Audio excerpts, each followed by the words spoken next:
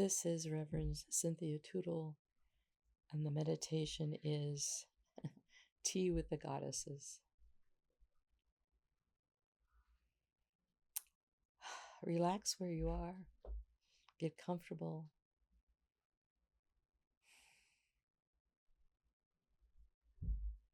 Come as you are, dressed as you are, in the mood you're in.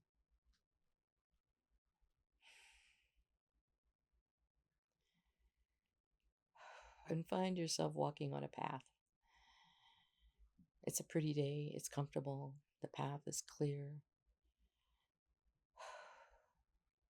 And as you walk the path in your vigorous spirit body, you can throw off the things of the day, throw off the to-do list and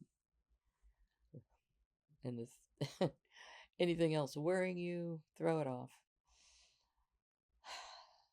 Leave it along the path. You can pick it up on the way home if you want, or not. Just feel comfortable in striding along in your spirit body, healthy and coordinated and happy in your body. Comfortable, moving,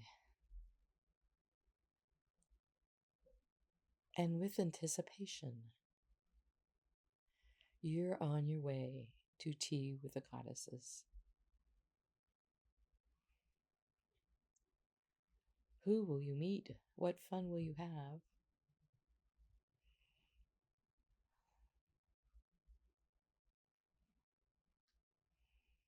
And as you walk along the path, it winds through woods and by a little stream. Jump over the stream, and as you jump over the stream, you leave behind anything that would keep you grounded.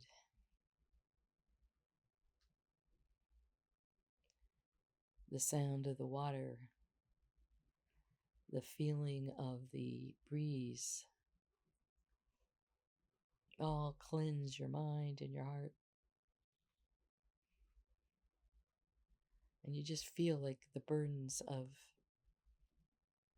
anything that is weighing on your mind can get left behind.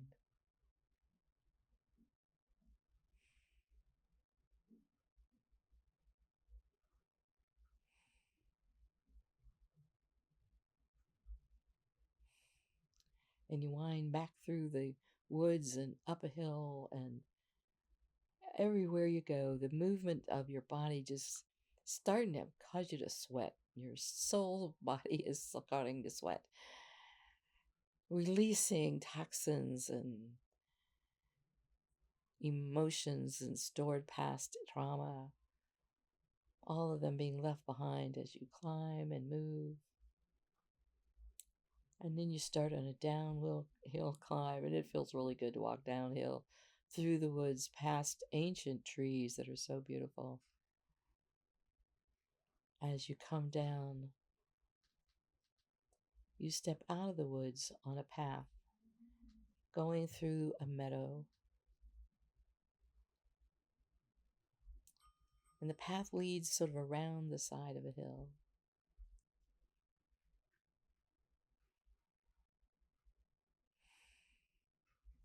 And you see off in the distance, on a hillside, overlooking a ocean inlet, is a pavilion. It's very simple. A wooden floor, a wooden roof, with posts holding them up, and no walls. The walls are simply beautiful colored silk curtains. They maybe look like saris or other just beautiful patterned silks that act as walls but move.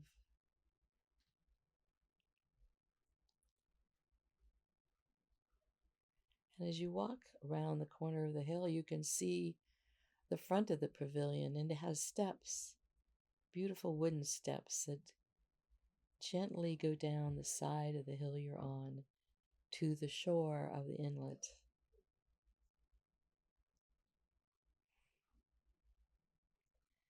And near the very top of the steps sits a goddess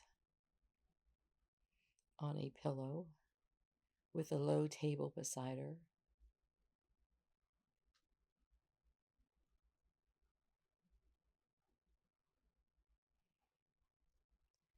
Maybe you know her name, or maybe I need to tell you that it's Kuan Yin, goddess of compassion.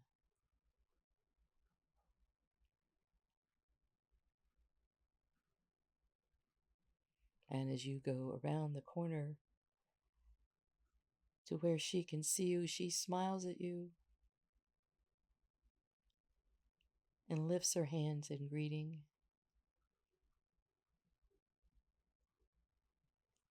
And you walk up the steps to her. She waves her hand to have you sit on the other side of the table, and she pours you a cup of tea.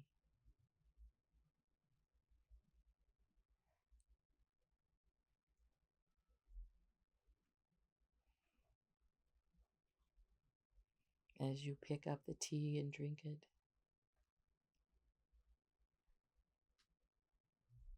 you sit for precious moments in the presence of the goddess.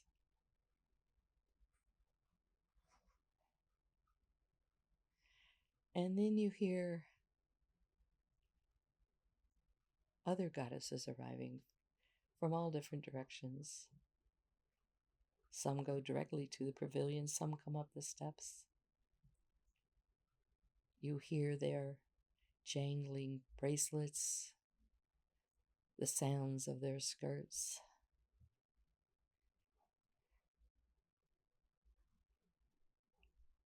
They're on the pavilion floor, sitting on scattered pillows in bright colors.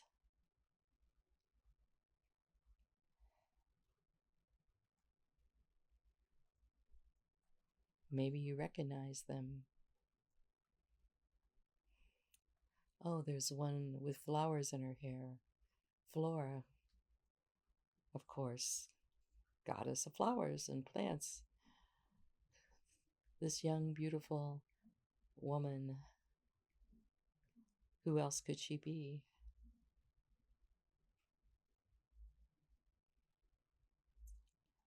And she's sharing a conversation in a pillow with a goddess with long, long, straight black hair in beautiful, beautiful Japanese kimono. She's Amaterasu, goddess of the sun. Of course, the sun and the goddess of the sun and the goddess of flowers would be companions.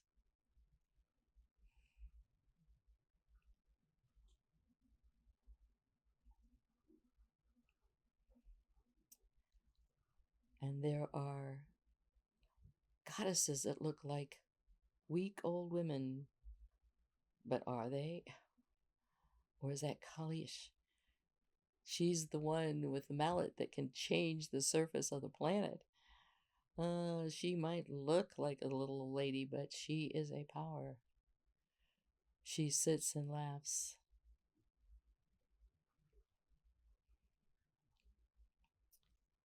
Out in the distance, we see a goddess come out of the forest. She's dressed in furs, and there are wolves all around her. Woo, a whole pack of woods. But she says to the wolves, she gestures them away and comes alone. It's Skadi. They named Scandinavia after her. And she comes. She protects the animals in the woods, runs with the wolves. And she comes, greets Kuan Yin and gets a cup of tea and goes in to settle on the pavilion with the other goddesses.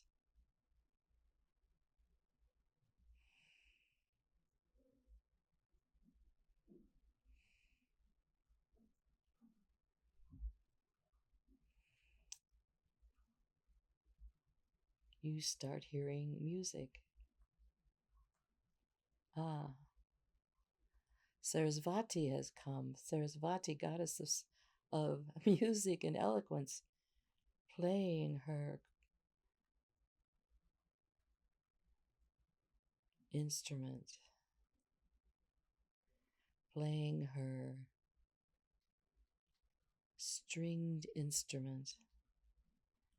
This Hindu goddess, arrayed in beautiful garments with lots of gold jewelry, playing the music.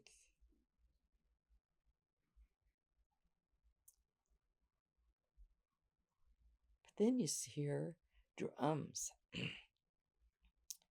with a African rhythm, and you turn to see this African woman, of beauty and power, with a huge snake wrapped around her neck.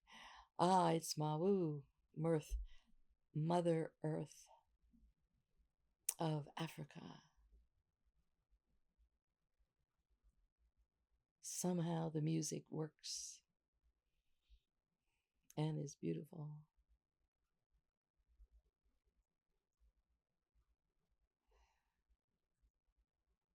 And then you smell a scent. It is the most beautiful scent you have ever smelled. Who could it be but Hera, known the goddess of marriage, who was said to have the sweetest scent in all the universe.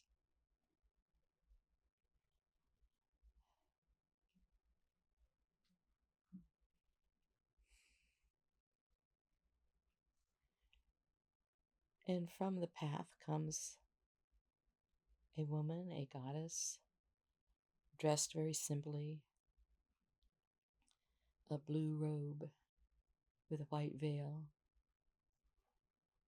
She climbs the steps and greets Kuan Yin and sits near her on the steps. And Kuan Yin serves her tea.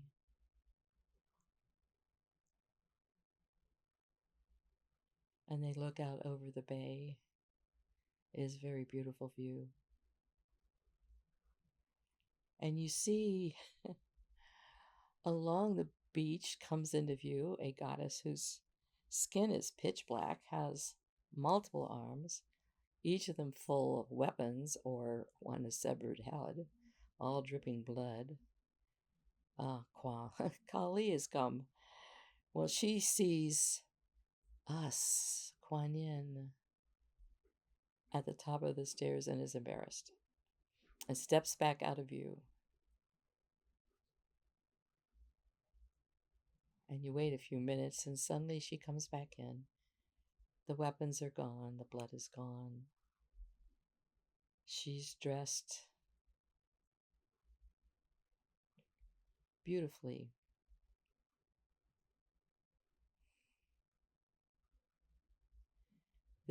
Now she's carrying a flower, a beautiful flower. She seems very hesitant, but Kuan Yin reaches out to her and she comes forward.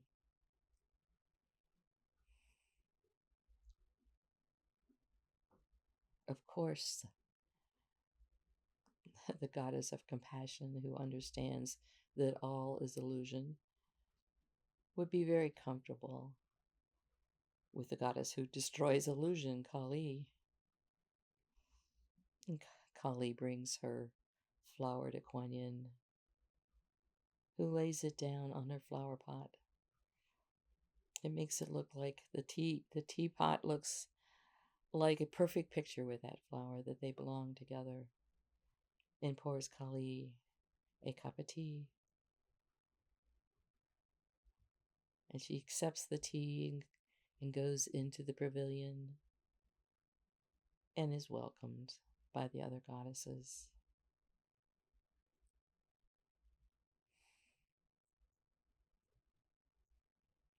And who else comes? The goddess of silence, the goddess of the moon, and there are many, the mother goddesses, the goddesses of water, the goddesses of trees. They all come, they laugh and they talk. The music starts again, and you hear feet dancing, and you see a red skirt swirling, and you look to see, oh, the Orisha of air, of tornadoes and hurricanes. Oh, yeah. Oh, yeah. She is dancing, and everyone dances with her.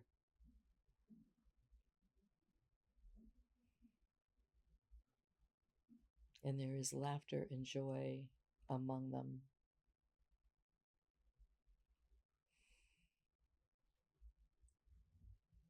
And the sun slowly starts to go down towards the horizon. And a calmness comes among all of the visiting goddesses. They still themselves onto their pillows, sitting near each other in contentment to be in each other's presence as they look out over the beautiful bay.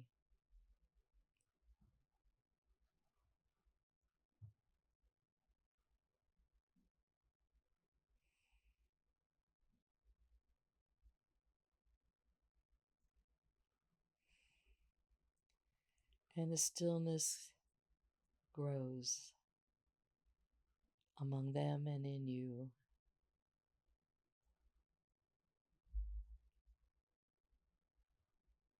As the stars come out, the first and brightest being Venus, another goddess.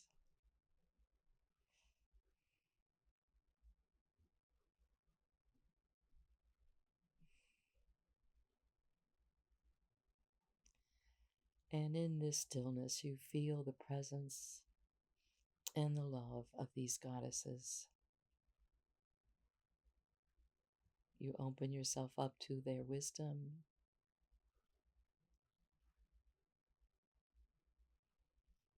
to what they could each teach you.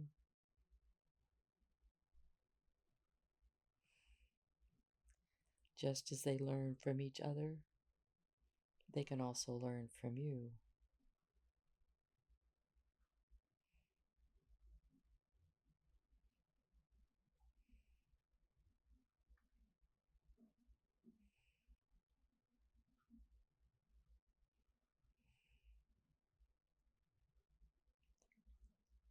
And at this time, go among them.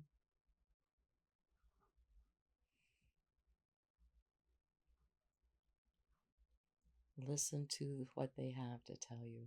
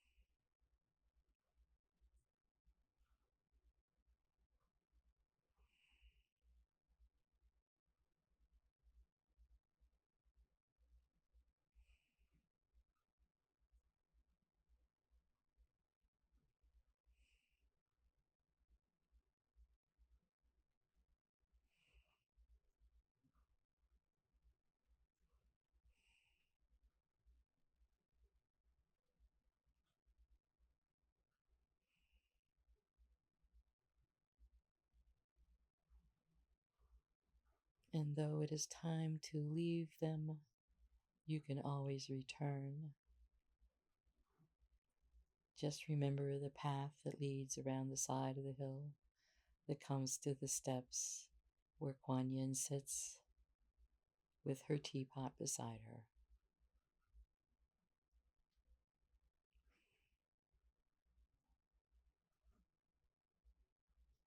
Kuan Yin comes to anyone who calls her name.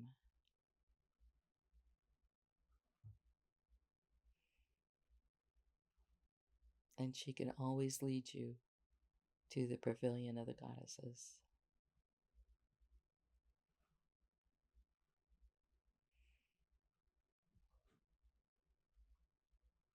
But it's time now to come back to the mundane world, which is very simple to do. Just open your eyes, stretch your body, and remember to ground yourself.